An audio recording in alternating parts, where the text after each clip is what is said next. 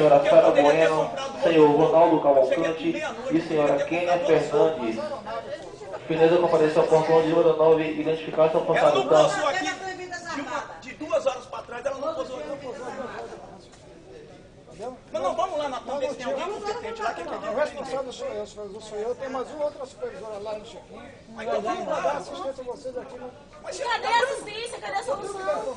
Não, informação não, nós queremos solução. Deixa eu fazer uma pergunta. É possível você relocar algumas pessoas que têm compromisso? Alguma não? Sim. Ou vai todos, sai que é todo mundo. Eu estou tentando.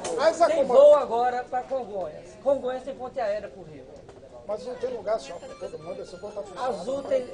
Eu vou verificar as outras companhias, o que tiver de disponibilidade. Eu acho que você a deve medida do viajar. possível. Não, já está Então você permite que a gente vá lá com você. Vamos lá. Nós vamos ali acompanhar. Não é necessário. A gente não acredita em você. A gente não acredita na companhia.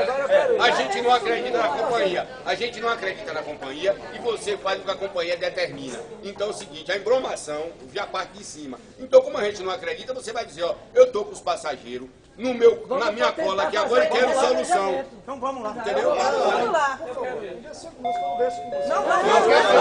Com sua atenção, senhora Simone Santos, senhora Maria Helena Santos e senhor Ronaldo Cavalcante.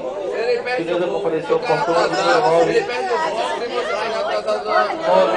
Identificação contratada, senhora Simone Santos, senhora Maria Helena Santos e senhor Ronaldo Cavalcante.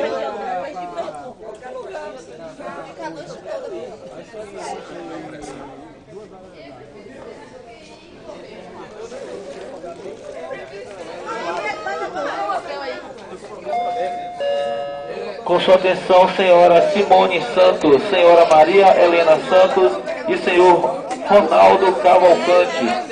Fineza compareceu ao portão.